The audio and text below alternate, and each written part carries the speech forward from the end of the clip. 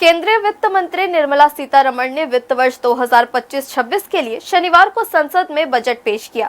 यह उनका लगातार 8वां बजट था। बजट आर्थिक सर्वेक्षण के अनुरूप रहा। वित्त मंत्री ने मिडिल क्लास को राहत देते हुए न्यू टैक्स रेजिम के तहत 12 लाख रुपए सालाना तक की इनकम को आयकर के दायरे से बाहर रखने का ऐलान किया। इससे नौकरी पेशा वर्ग के करोड़ों लोगों को फायदा होगा। ऐसे में भाजपा ने इस बजट को ऐतिहासिक बताया है, जबकि कांग्रेस ने पूरी तरह से निराशाजनक बजट करार दिया है। शनिवार को केंद्रीय वित्त मंत्री निर्मला सीतारमण ने संसद में अपना 8वां बजट पेश किया। बजट में केंद्रीय वित्त मंत्री ने खेती, शिक्षा, इंफ्रास्ट्रक्चर से संबंधित कई ऐलान किए हैं। वहीं मिडिल क्लास को बड़ी राहत दी गई है। आम बजट में ऐलान किया गया है कि 12 लाख तक की इनकम पर कोई टैक्स नहीं देना होगा। नए रिजिम के तहत इसकी छूट दी जाएगी। वित्त मंत्री ने डेयरी और फिशरी फार्मर्स के लोन की सीमा बढ़ाने का ऐलान किया है। इसके अलावा एमएसएमई सेक्टर का क्रेडिट कवर बढ़ाने का भी ऐलान किया गया है। उन्होंने कहा कि बुजुर्गों को टैक्स की छूट की सीमा दोगुनी कर दी जाएगी। वित्त मंत्री ने कहा कि अगले सप्ताह नया आयकर विधेयक स्थायी समिति को भेजा जाएगा। ऐसे में भाजपा ने इस बजट को ऐतिहासिक बताया है और बजट की खुलकर सराहना की है, जबकि कांग्रेस ने इस बजट को पूरी तरह से चुनावी और लोक लुभावन करार देते हुए निराशाजनक बताया है।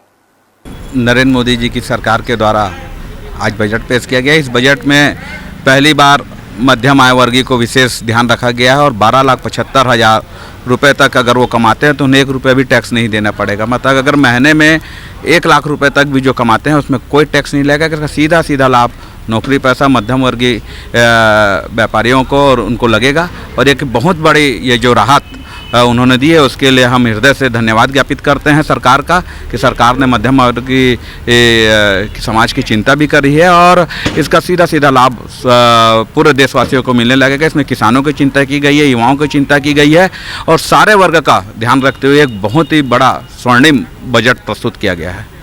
देखिए, ये बजट पूर्णतः चुनावी बजट है।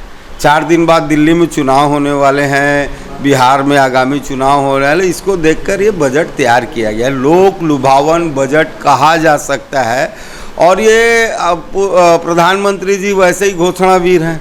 इसमें मैं ये जानना चाहता हूँ या मेरा कहना है कि किसानों के लिए स्पेशल राहत के लिए कुछ नहीं किया गया, बेरोजगारी के लिए कुछ नहीं किया गया, महंगाई कैसे कम होगी इस पर बजट में कोई प्रावधान नहीं रखा गया है। तो ये केवल और केवल चुनावी बजट है और इस देश की जनता को इससे सीधे तौर पर कोई लाभ नहीं होने वाला है। इसका लाभ केवल और केवल पूंजीपतियों को मिलेगा और ये देश के इतिहास में बहुत ही निराशाजनक बजट है। इस बार के बजट के लिए तो सर्वप्रथम मैं हमारे आदरणीय प्रधानमंत्री जी, आदरणीय हमारी finance minister ma'am Sitharaman ji, सभी को तहे दिल से धन्यवाद करना चाहूँगा, क्योंकि उन्होंने जो ये बजट दिया वो ये बजट एक दूरगामी बजट है और जो एक विश्वास के साथ उन्होंने दिया था कि घटेगा तो बढ़ेगा, इस बजट को उन्होंने सत्यापित कर दिया। अब आप देखेंगे कि इस बजट में उन लोगों ने सभी क्षेत्रों को सम्मिलित किया है, सभी का ध्यान रखा है।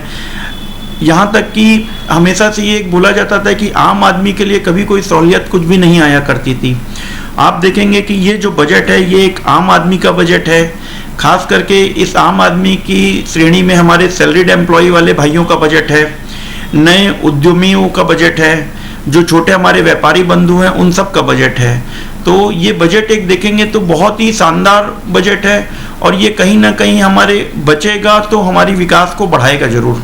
जैसा कि हमारे देश के फाइनेंस मिनिस्टर निर्मला सीतारमण ने आज बजट पेश किया है, तो जैसे कि आम आदमियों के लिए जो इनकम टैक्स की स्लैब थी उसको बढ़ाकर 12 लाख की गई है, जो कि सैलरीड लोगों के लिए बहुत ही एक अच्छा निर्णय लिया है सरकार ने।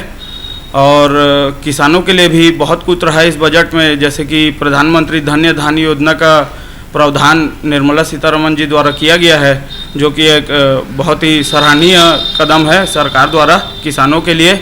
और युवा उद्यमियों के लिए लोन की जो बिना सिक्योरिटी की सीमा थी उसे 5 करोड़ से बढ़ाकर 10 करोड़ किया गया।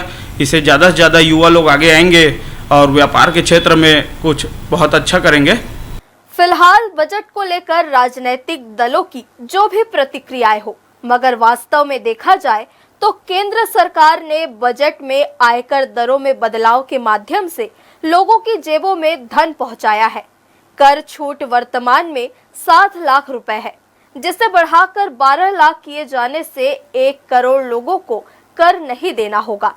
लिहाजा इसका सीधा फायदा मध्यम वर्गीय लोगों और छोटे व्यापारियों को मिलेगा। हर्ष न्यूज के लिए श्याम देवकर की रिपोर्ट।